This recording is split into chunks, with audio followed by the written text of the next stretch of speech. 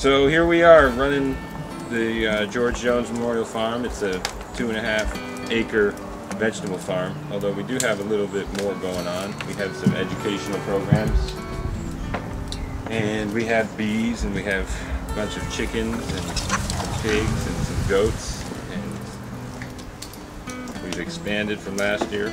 We've got good interns, good people, good vibes on the farm, good garlic. It's a warm-up. That's a warm-up.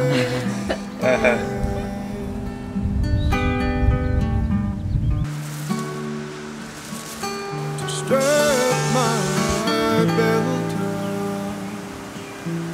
What goes up must go up.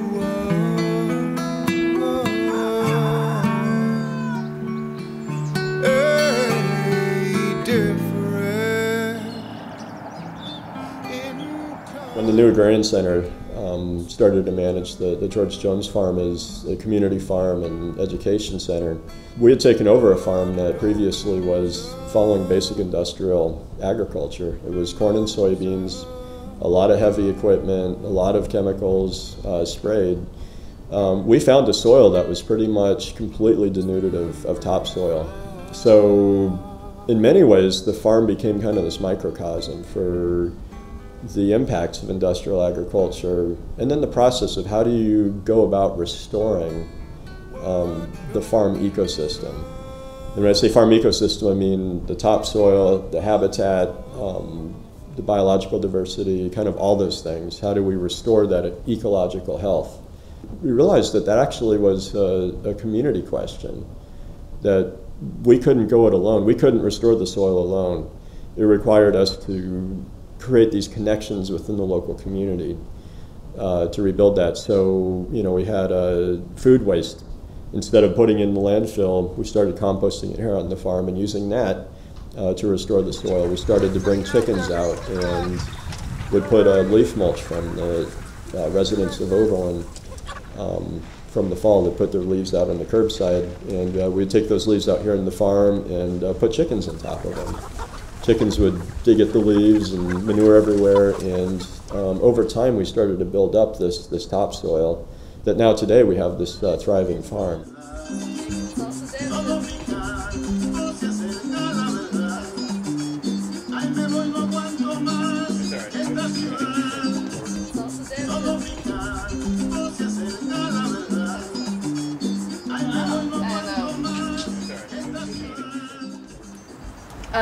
We're putting together garlic scapes with green garlic in order to send it out with the CityFresh order.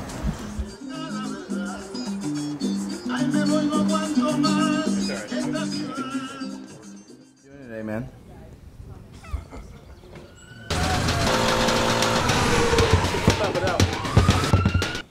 Trying to stay on schedule. To put it bluntly, we're trying to stay on schedule, which I can, because we got a Ford turbo diesel running on grease type of thing, and we got full tanks, man, so we can run, dog. Staying on schedule is a good thing. Gets people fed. The volunteers are organized. They get their job done, and fresh stops open up on time. So we're trying to stay on schedule.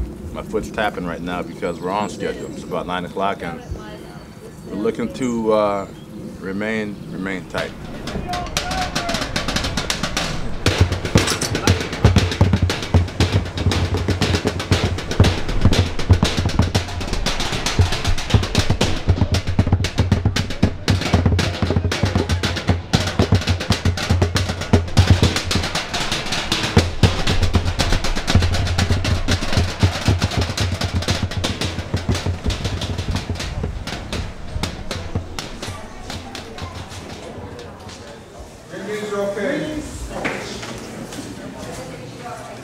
I'm LJ. I'm Lisa G and Sylvia, work for CityFresh. I handle operations for Cuyahoga County, all of the fresh stops and basically anything I can get my hands on. So CityFresh is a program we're selling prepaid share bags. We're in neighborhoods throughout Cleveland. We're in lower income neighborhoods, higher income neighborhoods. Higher income shareholders actually pay extra, and that helps to subsidize the lower income shares. So when you come to our fresh stop, you see a table full of food, but you can't just come up and buy an onion or a tomato or a cabbage. You get a large bag or a small bag. You pay for it today, you pick it up a week later. I take that order and I quantify all the orders and I order a share bag from my farmers. I go through and I decide based on nutritional content, based on the budget, based on what's available, what's in the share. The food that we sell comes from local farmers within 75 miles of Cleveland. We have food coming in from areas like Homerville, West Salem, Miller's Orchard is in Vermilion. And all of that food, we order the food and we bring in the food. We have a truck that runs on biodiesel and a truck driver that I think runs on caffeine. And that's how we get our food here. What do you think? Or you don't want to taste it? I'll taste it. No, wait, I bet you can taste it. Awesome. That would be great. We started with one stop on the corner of Clark and West 25th, and I was the first customer. And the second year we had 4 stops. We had 3 in Cuyahoga County and 1 in Lorain County. And in our third year we had 16 fresh stops, which was just the craziest thing to have that much growth.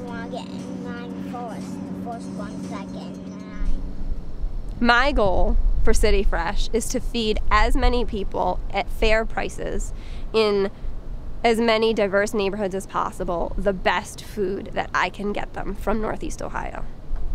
It's my goal.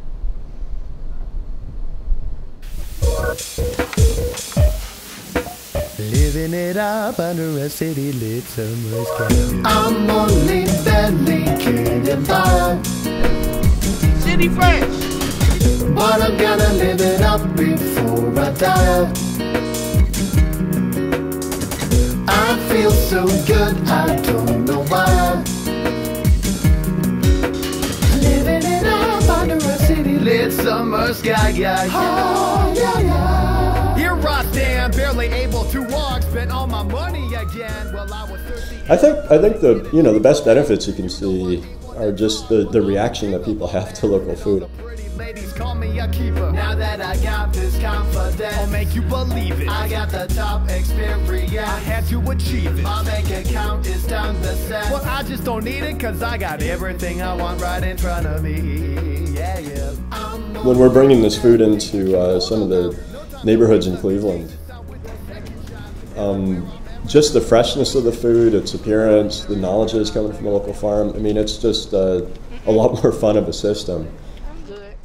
I think it's really kind of a subtle thing, but it's a very powerful thing, that local food's really creating a higher quality of life.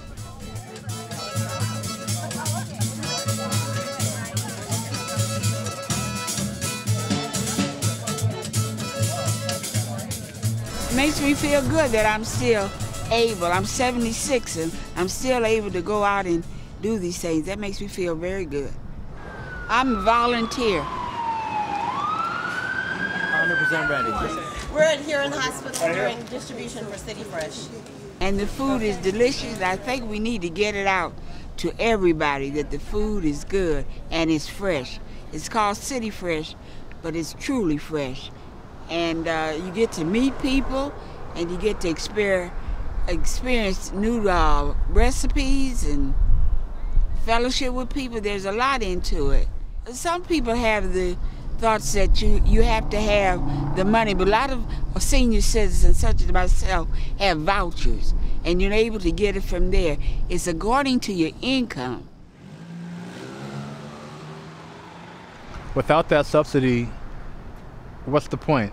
You know, we wouldn't be in business, and we're in business because we have that subsidy, because we want to serve those that don't have access to it, because this hospital in particular is full of people that have heart conditions, is full of people that have diabetes, is full of people that have issues concerning general health that food, fresh food nevertheless, could alter and change. Without those subsidies, and I'm thankful, I'm ever thankful for those people that are paying the regular amount for their food, because without them, there's no us.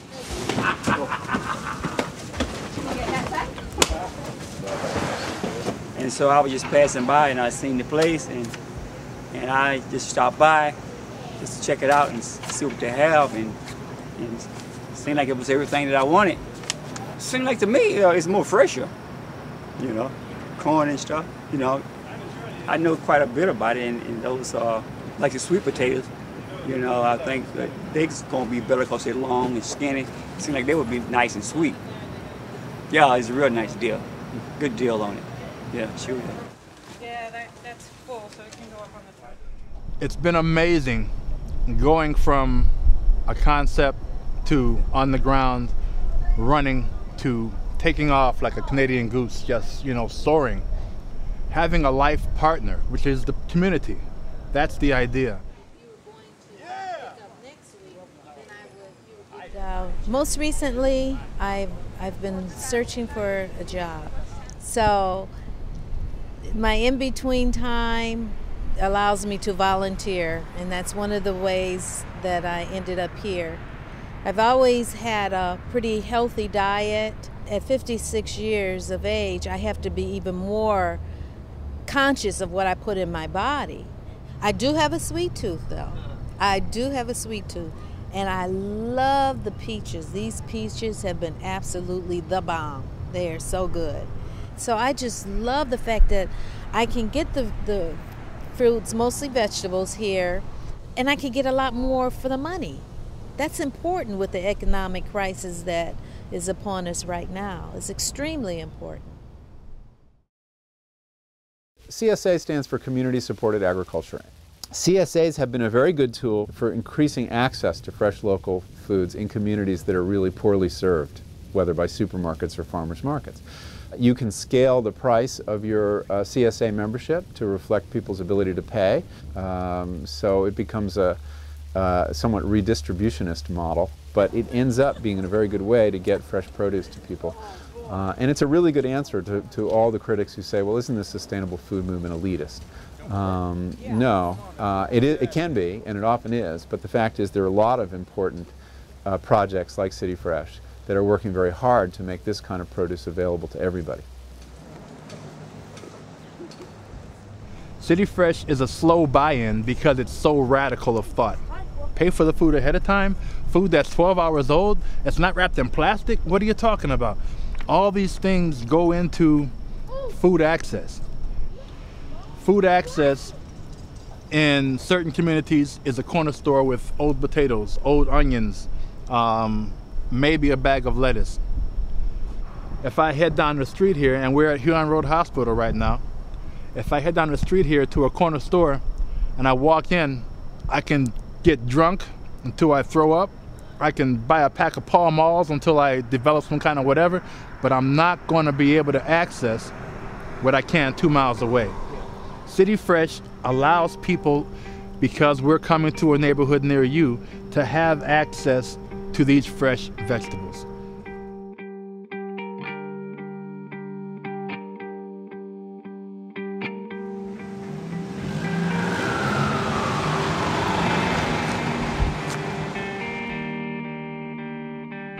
I mean, in an urban community, you might have to travel, 2 to 5 miles to get to a good supermarket. That if you do not have an automobile, then you're relying on public transportation, and you're getting to a food store on a bus, and that limits how much food you can buy because you can only carry so much. You can't buy the larger discount items because they're heavier. So you have that problem of just being able to get to a good food source. But then you have the other phenomenon, which is that these food deserts have now been sort of infilled by a lot of fast food joints and convenience stores and gas station kinds of convenience stores. It might be a simple fact is you have no grocery store in your community. And the stores that you do have, they don't have they don't have fresh fruit and vegetables. Well, you have your McDonald's and stuff, so people now operate off, I'm hungry, and they don't care about nutrition, they just eat. And then if nobody's ever taught a person, particularly a young child, that you cannot eat all this stuff, then they don't know. So they do what they habitually have done. They just eat what's there. It's a phenomenon that has been actually evolving now for about 30 years, when the supermarket industry, for the most part, pretty much pulled out of urban America. And that began, I would say, in the early 1970s, when they just decided that, you know, because of a variety of issues, including racism, including just the growing sort of poverty, concentration of poverty in urban areas, and the white flight to suburban areas, just sort of created a real sort of desire, you might say, on the part of the supermarket industry to get out of urban America and locate in the suburbs, where more people were now moving to and where the growth was occurring.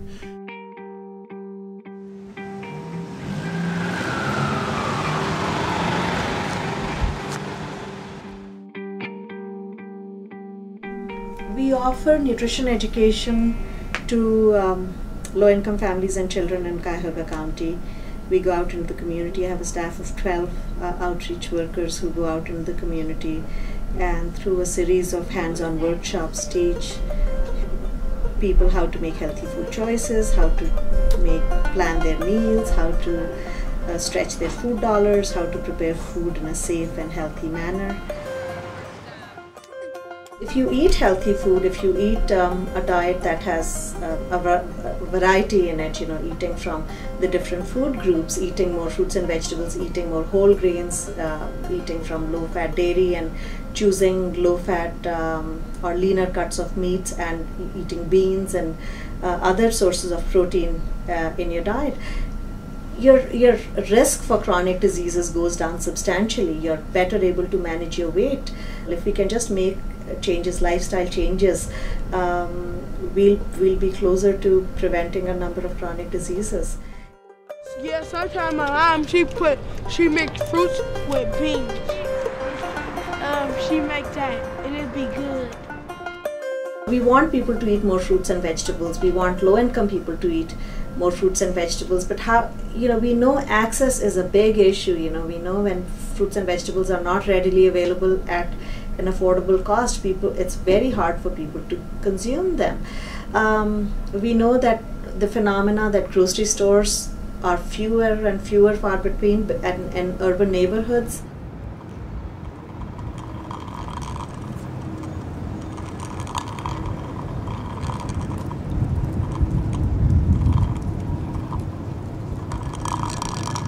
You know, we are giving people tools to make healthy choices within the environment that they are living in. However, with that, we are not changing the environment. We are not really helping change the environment. But we also collaborate with programs like CityFresh, where not only are we providing the education and the tools for people to stay healthy, but we are also changing the environment. When these two things, when education and environmental changes come together, we see the fruits of that very evident. We evaluate our nutrition education program, and last year on a small sample, what we found was that people who participated in our nutrition education sessions at CityFresh Fresh Stops doubled their consumption of fruits and vegetables. Now that's, you know, I have been doing nutrition education for a long period of time, and I have never seen changes of that magnitude. I think education, information, that's something we have a public responsibility to provide, in the same way that I think we have the responsibility to address these food gaps in areas where communities are just not well served by grocery stores.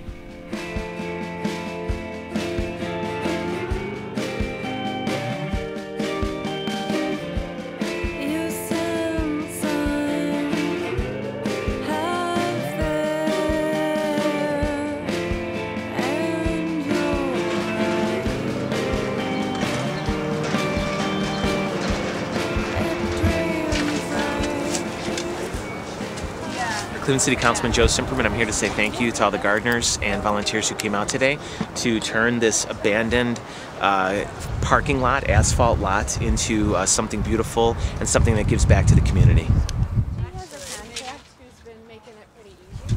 We'd like to see this expand. We want to see more of these throughout the city. We were actually thrilled that so many of the gardeners who are here right now were part of the reason why, the main reason, the only reason why the city of Cleveland actually changed its zoning code to allow for urban gardens. It's the only city in the country that currently has a zoning classification for gardens. We think it's that important. If City Hall were a church, zoning is its sacraments. And so what we try to do is to show the value that we have for gardens by creating a zoning classification, so that if anyone ever wanted to change this garden after we zone it as a garden, it would have to have public notification through all the neighborhood so that people would know, because this is very important to people in the city. We need to get back to our roots, so to speak, and having a garden instead of an asphalt parking lot is just a triple blessing. It's a blessing because we don't have the runoff that we have when you have just surface parking. It brings people together. It really breaks down the division that occurs, and in my opinion, it makes the area a much safer, more attractive place. You've got things growing instead of a vacant lot, and we can't say enough on behalf of Council President Martin Sweeney and Mayor Frank Jackson how excited we are that the volunteers have come here today to bring life back to this patch of Cleveland.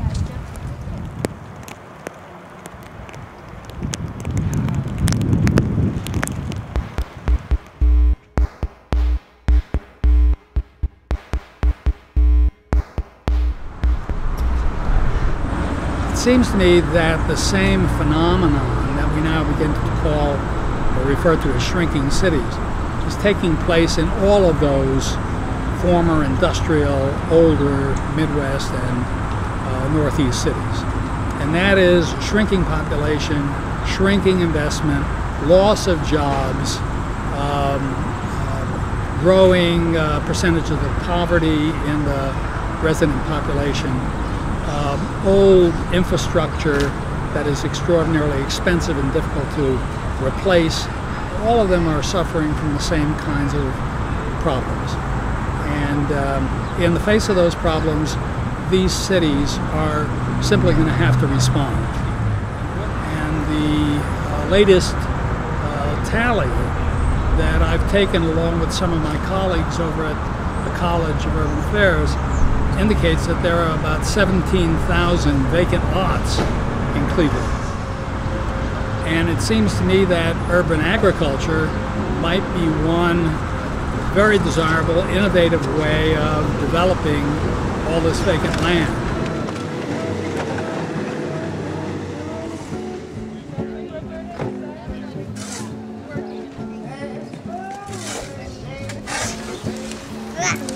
How hard is it to put on these gloves, really? It's a lot of work.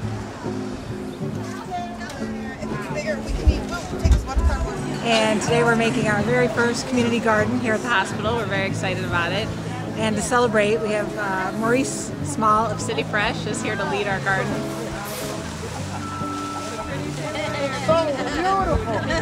Oh, it's so beautiful. And so we've created a cake special for this occasion.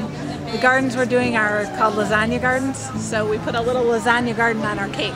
And we have graham crackers layered with shredded coconut, layered with cherry pie filling, layered with crushed Oreos. And that represents the cardboard, the shredded paper, the food scraps, and the dirt. That's it.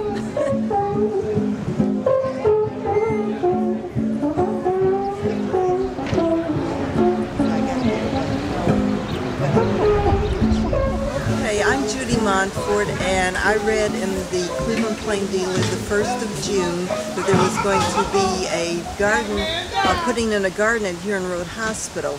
And so I went there and saw and met the appropriate people and actually saw the garden put in.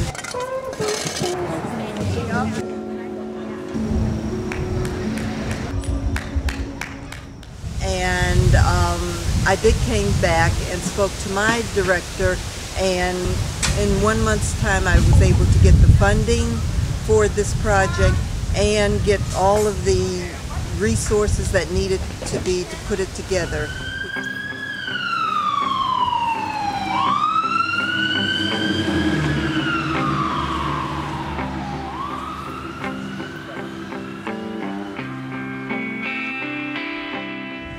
I feel great to be a part of it, you know? I mean, because it's something positive. Anytime you do anything positive and, you know, you give back, I mean, charity is a part of all cultures, religions and all that, you know, give something back, you know? But anyway, this is good. I like this. And then he even gave me some knowledge on why he's laying the fruits and the vegetables down, about how it's going to turn back into soil.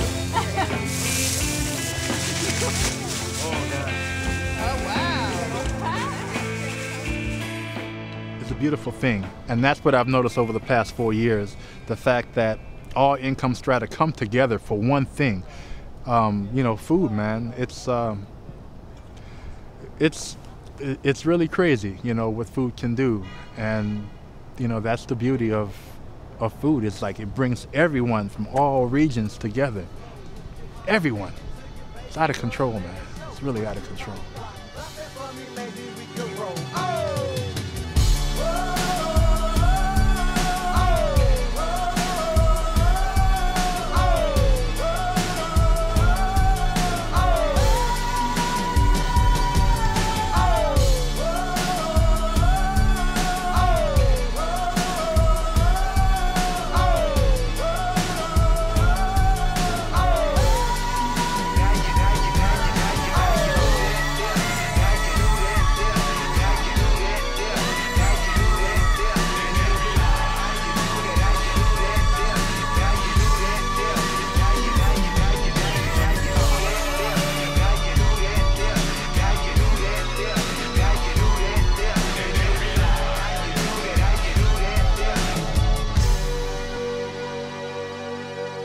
Keep your heart, 3 stacks. Keep your heart.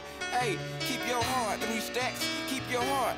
Man, these girls are smart, 3 stacks. These girls are smart. Play your part.